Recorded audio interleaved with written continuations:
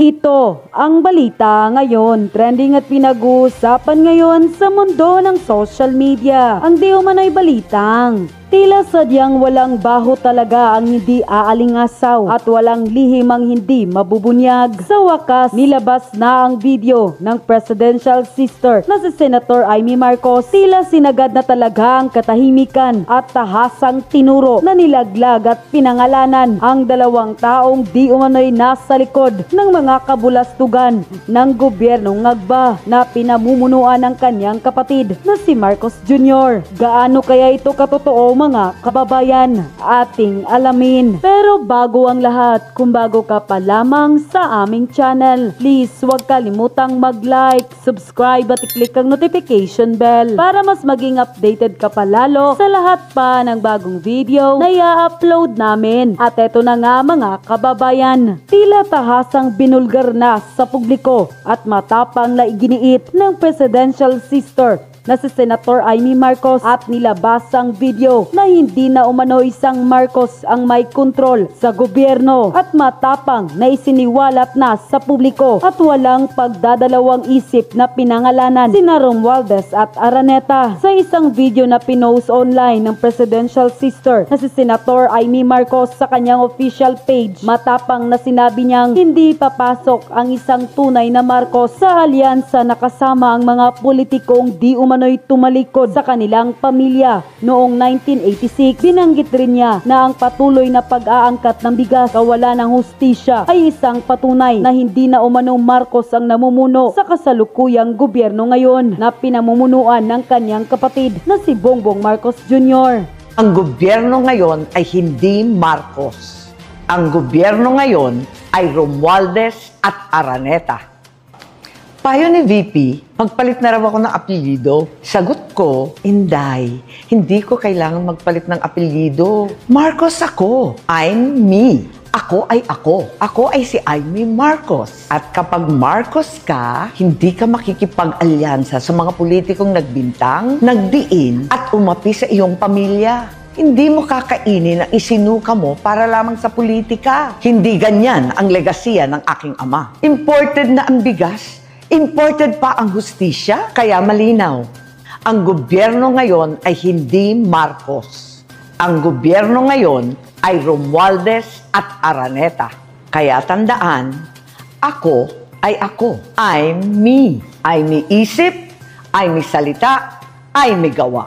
Nang lumabas ang balitang ito ay hindi naman nakapagpigil ang taong bayan na magsalita at magbigay ng kanilang hinaing at komento sa mundo ng social media. At ayon pa sa kanila, that means weak leader yung kapatid. Bakit hindi siya manindigan bilang presidente? Bakit hinahaya ang iba ang magpatakbo ng gobyerno? Kasi ang parating tanong ni Marcos, pag may problema sa bayan, anong gagawin? To the rescue naman si Tamba at Kokak. Sila ang nagdidikta, kaya nagkandaletse na ang gobyernong Tamba at Araneta.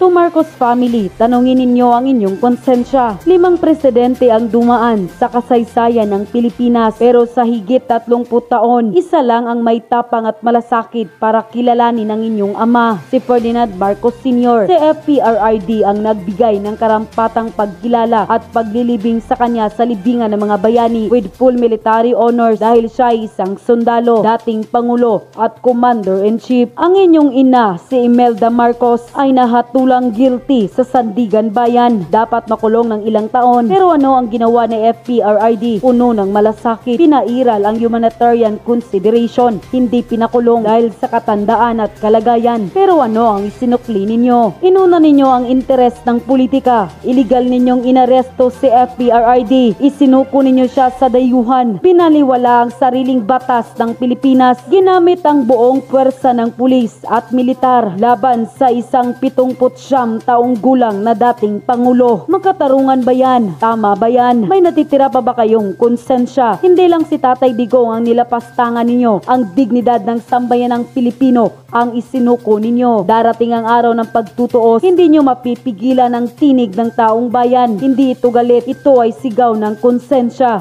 Unquote. Ito na nga, pag-usapan po natin yung palapit na eleksyon na. Naku, ilang araw na lang. boboto na po tayo.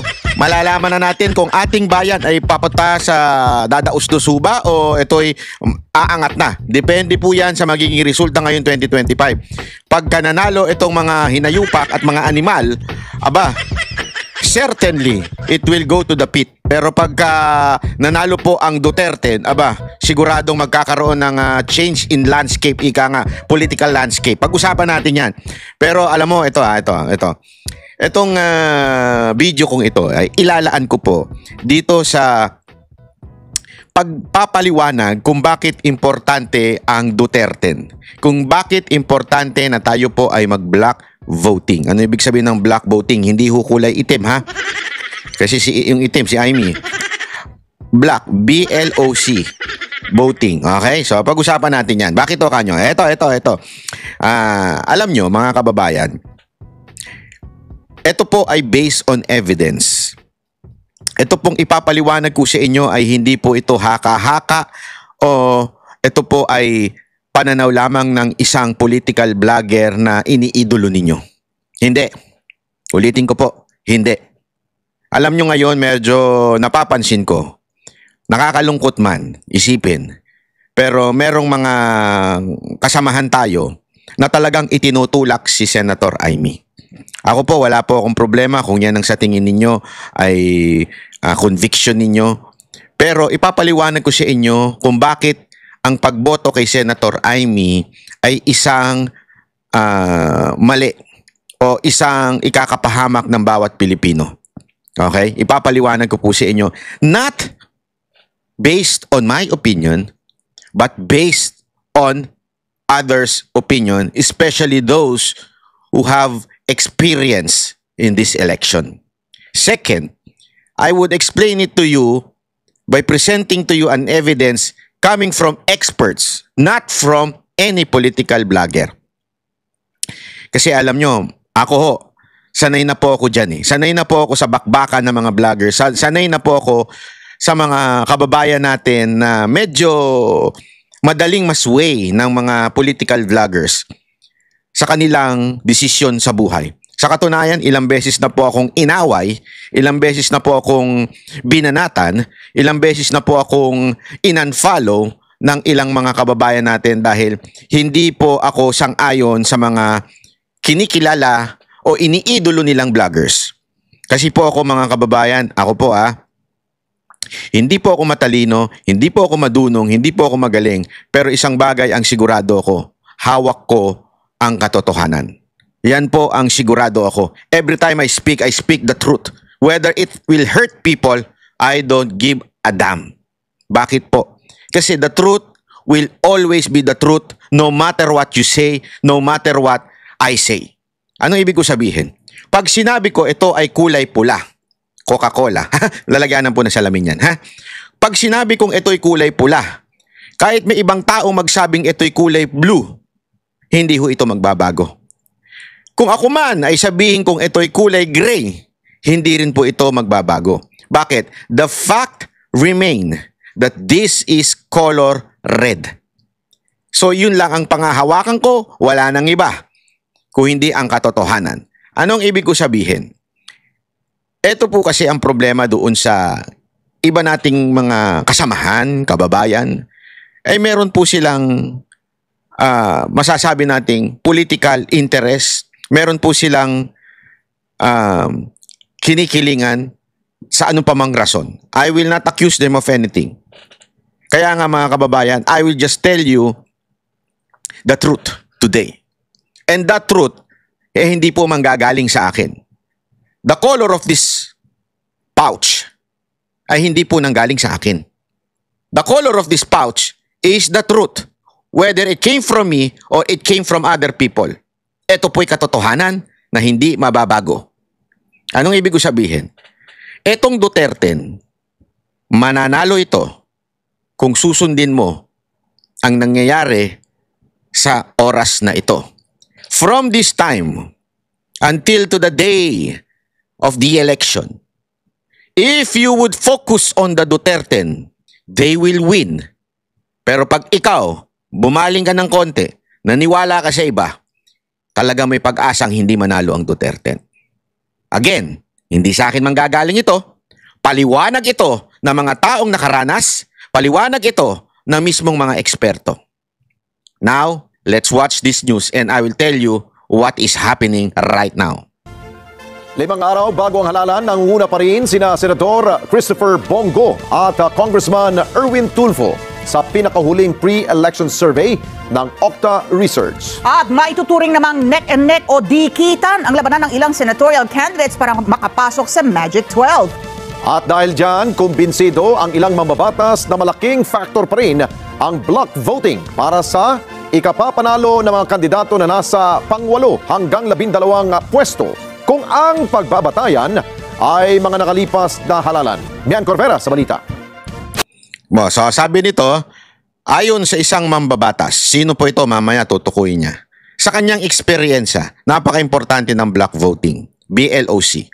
Although what he is pertaining here is the block voting of religious groups. But later, I will explain to you na bakit walang pinagkaiba yan kung tayong mga Duterte supporter would just follow the term block voting. Okay? Pakinggan.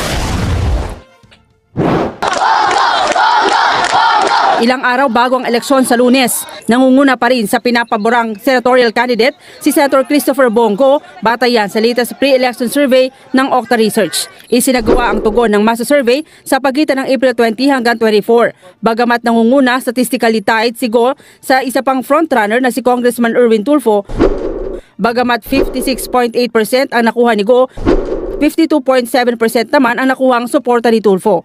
Sa isang statement, sinabi ng Okta na patunay ito magiging dikitan ng laban sa top post na magpapakita ng malakas na suporta nationwide. Pasok pa rin sa Magic 12 ang mga kilalang pangalan. Nasa ikatlong pwesto si dating Senate President Vicente Soto na may 42.3% na sinundan ni Senador Ronald Bato de la Rosa, habang nasa ikalimang spot ang broadcaster na si Ben Tulfo.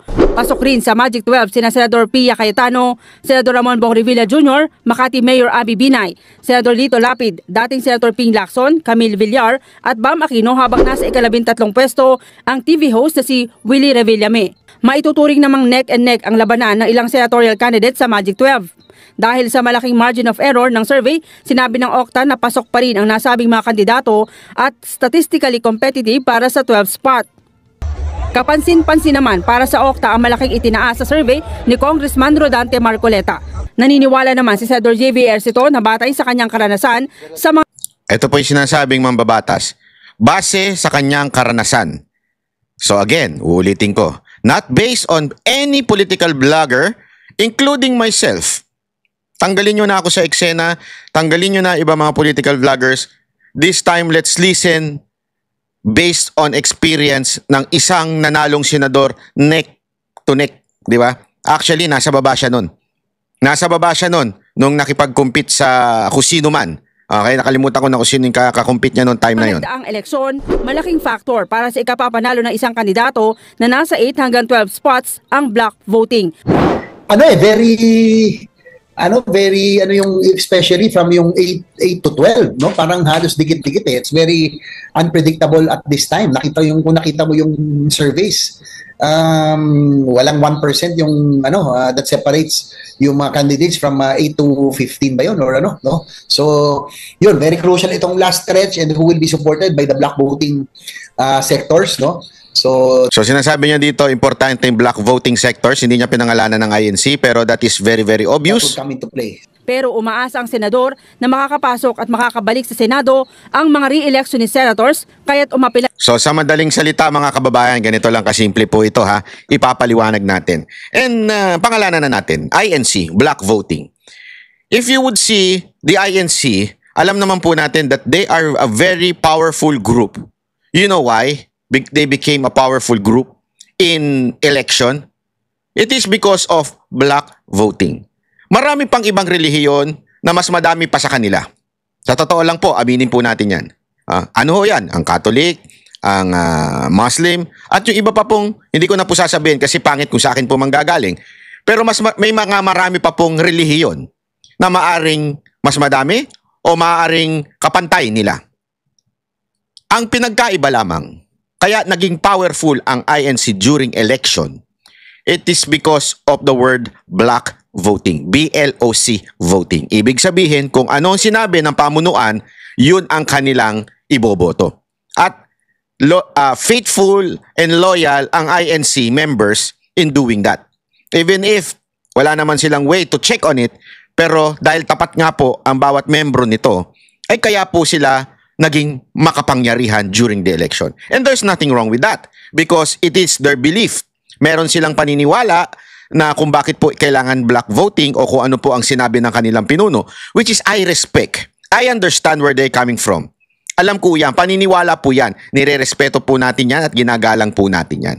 Ano ang punto ko dito? Naging makapangyarihan sila dahil sa salitang block voting. Imagine this. Kung ang mga Duterte supporter ay gumaya sa INC, do you think it will be powerful na katulad ng INC? Ang problema po kasi ngayon, mga kababayan, itong pagpasok ni Senator Amy, meron pang nahati kahit papaano. Biro ko nga, may mga 10, siguro ganun. Pero gayon pa man, patuloy ang kanilang propaganda na kailangan si Amy ni VP Sara Duterte para ho ipaglaban si VP Sara Duterte. Yan po ang kanilang pananaw. Yan po ang kanilang sinasabi na kesyo kailangan si Amy to protect VP Sara Duterte. That's not true. That is not true. Why? Let me explain it to you. Simpleng-simple. 1. If Senator Amy is really serious in fighting for injustice, di sana, nung panahon ng KOJC or after the KOJC siege, nagsalita na siya at talagang binengbang niya na yung mga taong dapat bengbangin. Di ba? Katulad ni Torre. Dapat sana, inaksyonan niya na nun, dun palang kinasuhan niya na. Di sana, hindi nangyari etong kidnapping kay Pangulong Duterte. Why? Alam nyo, ito ay secret usapan among personnel ng PNP. Bulong-bulungan ito sa mga opisyal nila at saka kanilang mga nasa baba na walang susunod sa utos na hulihin si Pangulong Duterte except Torre. Yan po ay bulong-bulungan. Even if they deny this, yan po ang kinikwento sa akin ng mga pulis, nakakilala ko, kaibigan ko. They are so grateful kay PRRD and they cannot do it. Kaya nga po, di ba, kitang-kita po natin sa camera yung mga nandun ay naiiyak even if they denied na umiiyak. Kasi they will always deny. Yun nga may baril sa KOJC, dininay nila Nakitang-kita na ng ating mga mata. Ito pa kayang iba. I-deny nila ng i-deny yan at sasabihin nila fake news. Sila huy, tapakasinungaling. Diretsuhan na po tayo. So anong punto ko? Wala siyang ginawa after the KOJC or during the KOJC. Banat bay, hindi naman Duterte yan. Okay, punta tayo sa mga Duterte. Nung ikinulong at nagkaroon ng masasabi nating pagkulong doon sa Chief of Staff ni VP Sara Duterte, na mismo si VP Sara Duterte ay nagwala na nun. Naandun siya mismo sa loob ng Congress nung kinulong yung kanyang Chief of Staff. Meron po bang ginawa si Senator Amy? Sasabihin ninyo, hindi pwede yan dahil yan po ay merong parliamentary courtesy. Hindi pwedeng galawin sa loob ng Congress o House of Representative ng isang senador. Yes, maybe that's true. But again, lumabas po yung Chief of Staff. Nandun sa ospital. Diba? Sana man lang. Pumunta siya doon, pinigilan niya yung pagbitbit. Ang dami niyang pwedeng gawin. Sa tingin niyo, kukulong siya nung mga pulis na ng harbat doon? O yung mga pulis? O di kaya mismo yung mga tauhan ng Congress? O sabihin na natin, sa tingin niyo, kakasuhan siya o aanuin siya ni Romualdez na pinsan niya? I don't think so. So doon pa lang, Duterte yun. Kay VP Sara Duterte yun. Hindi niya nagawa yung quote-unquote pakikipaglaban niya for the Duterte. And the day of the kidnapping, nangyari kay Pangulong Duterte. Sabi nga ni Ma'am Hanelet, 10 hours sila doon. Asan siya nung 10 hours na yun? Pwede siyang lumusob doon. Pwede niyang pagbabatukan yung mga pulis doon. Hindi, biro lang. Pwede siya lumusob doon. Pigilan ng mga dapat pigilan. Hindi siya gagalawin ng kahit sino mang pulis. Kapatid siya ng presidente. Sa tingin ninyo, aanuhin siya pag nagwala siya doon? I don't think so. May ginawa siya? Or at least any effort. Lahat po ng mga kalyado ni Pangulong Duterte lumusob sa Villamor. Except siya. Pretending to be kaalyado, pero wala siyang ginawa. So, anong ibig ko lamang pong sabihin, mga kababayan? Yung kanyang sinasabi ng mga propagandista niya na we need IME to protect VP Sara Duterte, that is a fucking lie. That is a blatant joke talaga yon. Isa po itong katarantaduhan. Hindi po totoo yun. Why am I saying this? Simpleng-simple lang, mga kababayan. Ito na mismo, si Senator JB, siya ay nakaranas niyan. Yung sa dulo, yung bakbakan sa dulo. Ilang beses niya naranasan niya, kinikwento niya, naririnig ko yan. At ang lagi niya sinasabi diyan, yan ang importante yung black voting. Yung ibig sabihin ng black voting, kilala naman natin kung sinong grupo lang gumagawa niyan, Iglesia ni Cristo. Marami naglalabasan na listahan kuno ng iboboto o yung i-endorse ng INC. Ako okay yun. I mean, hindi ko sinasabing totoo yun. Ako nga, tinatanong ako nung iba, totoo ba to? Totoo ba to? Na ito ang i-endorse ng INC. Ako marami ko nakakausap at sinasabi nila, pagdating sa national, ano yan, last minute talaga nagdidesisyon. Sabihin, yung pamunuan, doon na sinasabi sa tao, sa membro nila, I think 2 days before or 1 day before, doon na sila nagde-decide. Or doon na nila binibigay sa kanilang mga membro. So, pag tinatanong nila ako, totoo ba yung listahan na yan? I don't think so. As of now. Okay? First time ko nga makakita sa social media na inilabas yan eh. Usually, hindi nga nilalabas yan eh. Hindi nyo ba napapansin? Kahit yung mga nakaraang eleksyon, hindi lumalabas yung mga ini-endorse nila. Why this time lumabas yung ini-endorse nila? I don't know. Maybe it's another form of propaganda by certain groups or people. Or maybe para i-mind condition. I really don't know what's the reason behind kung sino yung lalabas niyan. Ang punto ko dito, mga kababayan, base sa mga naririnig ko ng mga kapatiran ng Iglesia ni Cristo, ito'y last minute. Kaya nga ako, I'm still praying and hoping that the Iglesia ni Cristo would do a black vote for Duterte. I don't know if it's possible. If not possible, I respect them. It is their conviction. Sabi ko nga sa inyo, kahit sino iboto ninyo, conviction nyo yan. Ay, nire-respeto ko yan. Pero, ang sa akin, napakalinaw. Black voting, sabi nga ni JB Ejercito, ay matindi ang maaaring magawa niyan. Yung mga nasa baba ay maaaring umangat. Kaya nga, mga kababayan, bilang isang Duterte supporter ever since, and you can never question me on my loyalty to the Dutertes. You can never question me. Hindi ako yung lumabas lang ngayon. Hindi ako yung lumabas lang nung panahon ng Uniteam. Ako'y matagal na. Panahon pa ng unang eleksyon ni Pangulong Duterte doon sa pagkapangulo. Nandun na po ako. Ang aking grupo ay tapat ever since, hanggang ngayon. Kung sana ang bawat isa sa atin ay magba-black vote, malaki talaga ang tsansa.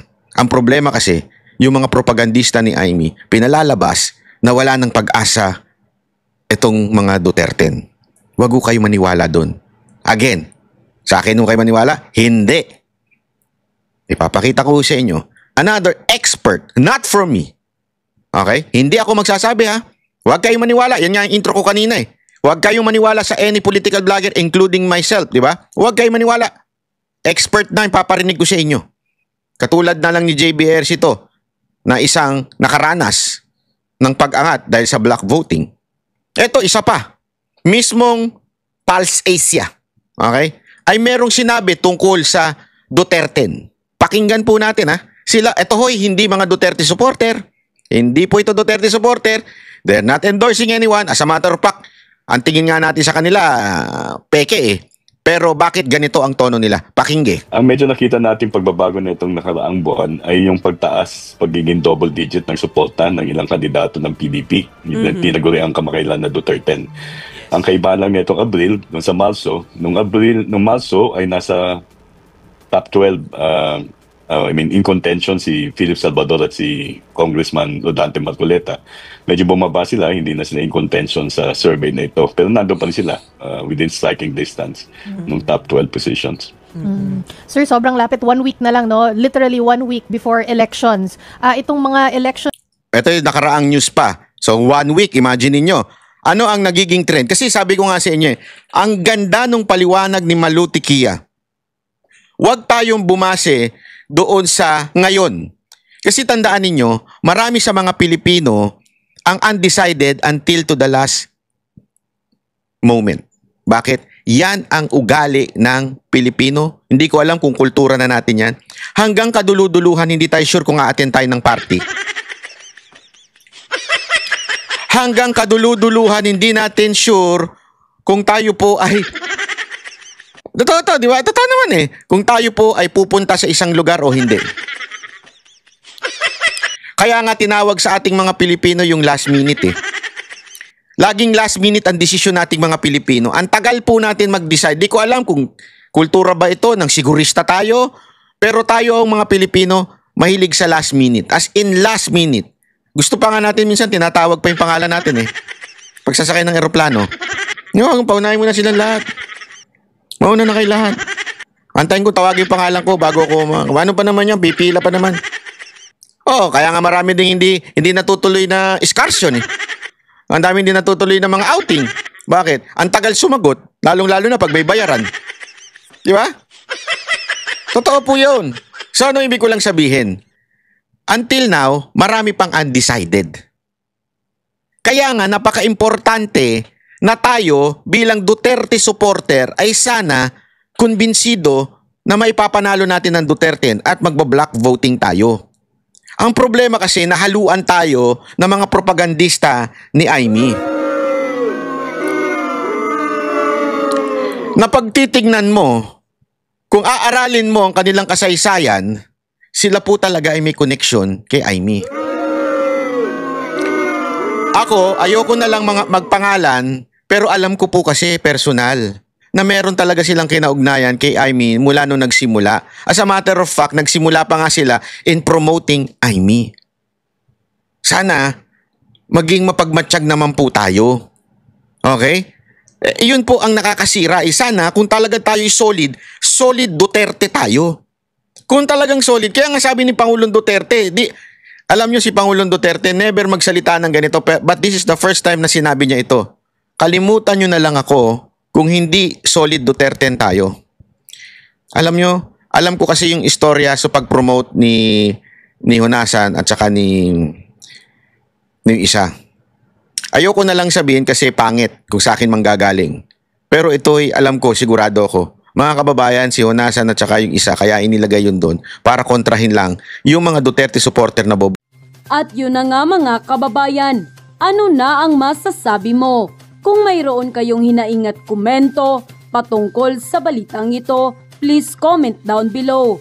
Pag-uusapan natin yan sa comment section. At kung nagustuhan nyo ang video, ay huwag kalimutang mag-like at i-share na din para mas marami pang makaalam at umabot ito sa marami sa ating mga kababayan. Maraming salamat po!